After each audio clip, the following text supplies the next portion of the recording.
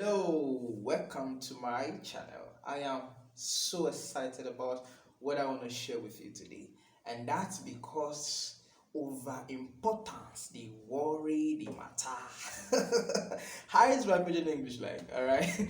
Okay, so what I want to talk about today is the most important legal principle that you must pay attention to in all land transactions, all property transactions, or all real estate transactions. The most important legal principle that you must pay attention to. Come on, you should be excited about that, right?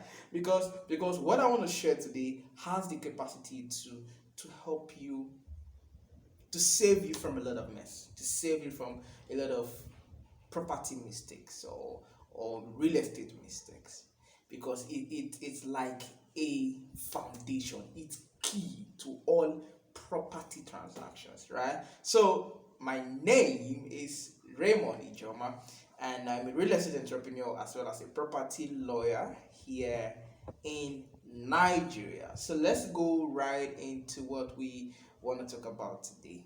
So buying a land or buying a property, you are required to buy from someone. That person most likely bought from someone, and that someone most likely bought from another person who most likely deforested the land. So I'll take you back a little bit to history of land transactions in Nigeria, just very brief. So maybe in the course of war or something, or by way of immigration from one part to another, some persons were able to take possession over a geographical location. So, say for instance, um, my great great great great grandfather or great great great grandfather moved to away from here and then moved to a particular location that no one, it's called a virgin land, that no one had ever stepped their foot to, right? And takes possession of the land and then deforests the land and possibly starts farming on a part of it and living on that part of the land. And after so many years, he dies, and then before he dies, he vests title, or the son, the first son, or the son inherits that property, and that the next son, that one dies, and the next one inherits that property. So, say somewhere around 3 generations, development begins to come to the area, and you, on the other side, decide to buy a piece out of the entire expanse, maybe 100 by 100, or a 50 by 100, or 10 plots, right, or 1 acre or 1 hectare, anyone that you decide to buy from there. And eventually, after you bought, somebody else, a friend of yours, oh, whoa, wow, amazing, you bought 1 hectare. Okay, can you sell 1 acre to me? And then he buys 1 acre from you out of your 1 hectare. And the third person now, he dies, right? And before he died, he wrote a will, and in that will he transferred that particular 1 acre to his wife, or no, let's use his daughter. And that particular daughter eventually now wants to start a business and then sells that property to start a business, a big business. And having sold that property for an amazing business, the person she sold to decides to build a residential apartment on that property. So for some reasons, after a couple of years, he wants to move out of Nigeria, and to facilitate his traveling abroad, he decides to sell the same property. All right, if you follow my story, a beautiful story, if you follow my story carefully, you'll realize that property was moving from one person to another, to another, to another. And I think maybe after the property has up to 8 people or 7 people in the chain already. So from one to the seventh person. If you take note carefully, you will realize that from this number one to the seventh person, something was in between. It was the capacity to sell, the capacity to sell, the capacity to transfer title. Every one of them had the capacity, by virtue of one legal principle or the other, to sell that property, and they all properly sold. They all were competent enough to transfer interest in the property they own, from the first person who deforested the virgin land to the son, the two sons who inherited, to the friend who bought, to the friend who 1 hectare, to the one who bought 1 acre, to the one who bought for business, who now willed to the daughter, to the one who from the daughter willed to sold to start a business, and to the man who sold to facilitate his traveling abroad. Every one of them had and possessed the capacity to transfer title. Now here is the principle. In land transactions, all land transactions, before anyone can properly sell, competently sell, successfully sell, title, interest must be vested competently in that particular person. And that's the principle of nemo dat could not habit. That's Latin. Nemo dat could not habit. And it simply says you can't give what you do not own, in summary, or you can't give what is not yours.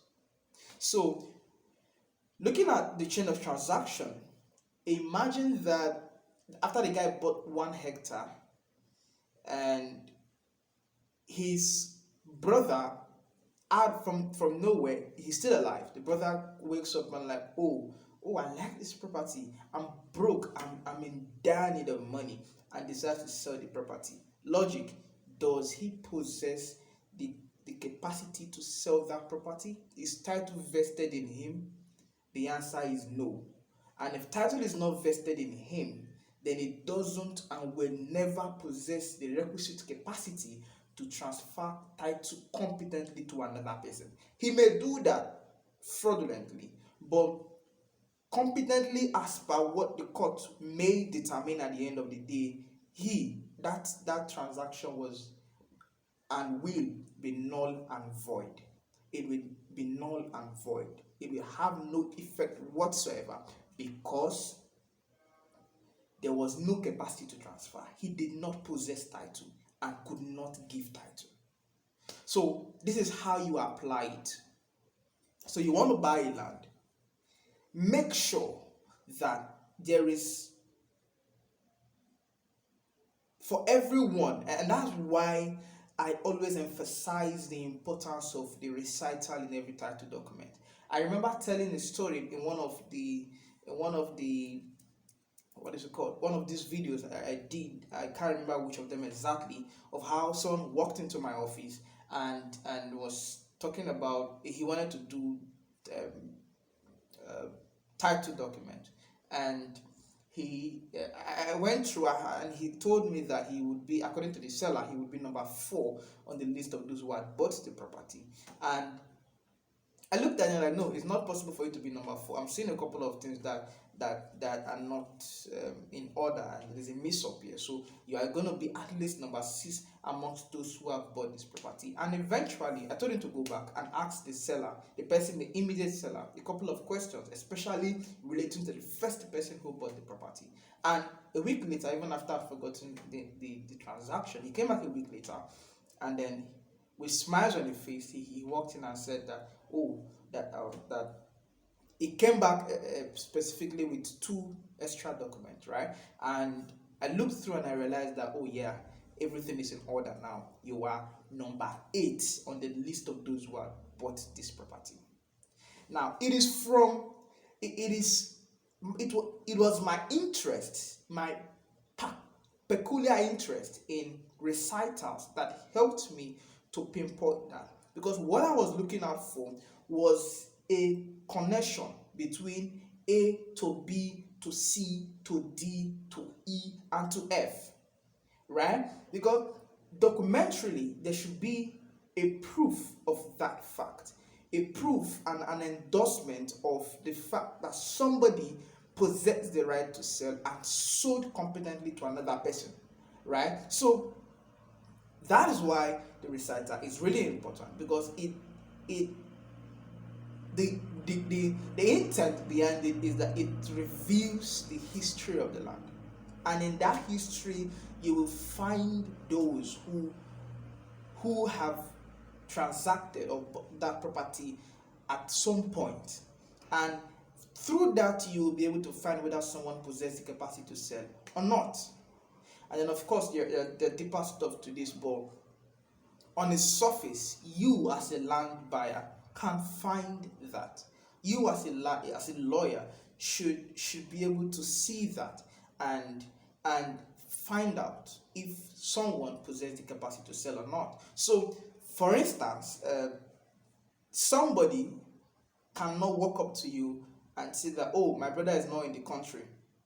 We had one transaction like that, that the twins, one of them was abroad and one was in Nigeria, and he sold his own property and then wanted to sell that of his brother as well. And he was like, oh, he's my brother, I can sell his property. And simple application, yes, we agree he's your brother, but title is not vested in you.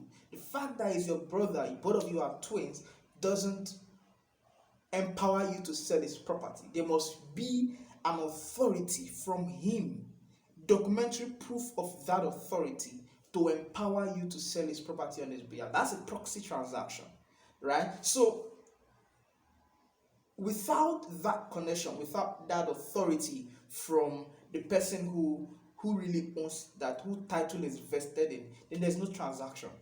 There's no competent transaction. So what you look out for is someone cannot just wake up and say, oh, just like, okay, one of my videos I talked about a will and how a will doesn't transfer title, and how an assent must be prepared before a will can transfer title, right? In that same application of the principle of nemo that could not habit, the person, the beneficiary in that will, doesn't possess the capacity to sell yet. There's no interest. Interest has not been vested in him. Until interest is properly vested in him, then he will not be able to sell. He will not be able to transfer title because the title is not in him yet, right? So you can do it to check out that video. I think it was specifically about a will. There are two videos I have about a will, right, in this channel. So you can do it to check it out. So the point is, look out for that connection, that flow. Has title been properly vested in this person? Does this person possess the capacity to sell to me? And if he possesses the capacity to sell to me, where is the documentary proof of that capacity to sell to me? Right? And this will help you. An important principle. It applies to all land transactions. For instance, let me give another instance. A landlord doesn't transfer title to the tenant. He simply leases. He doesn't transfer title. What he simply gives to the tenant, it's simply right to possess for a certain period of time. Now, even though that tenant stays there for 100 years, and of course be paying his rent duly, that doesn't translate to the tenant possessing the right to sell. So if the tenant decides to sell that property, then you have to question him or her on the basis of nemo that could not have it, because it doesn't possess the right to sell.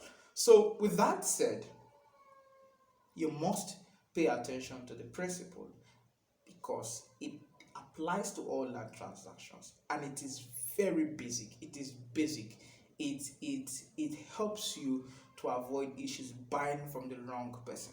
An agent should not be selling land to you. You should not be making payments to an agent when when the seller is there. There should be a connection. Okay, the story just came to my mind, but I'm not gonna share it in this video because we're already 15 minutes into this video. So the point is, pay attention to the principle of name without could not have it for every land transaction.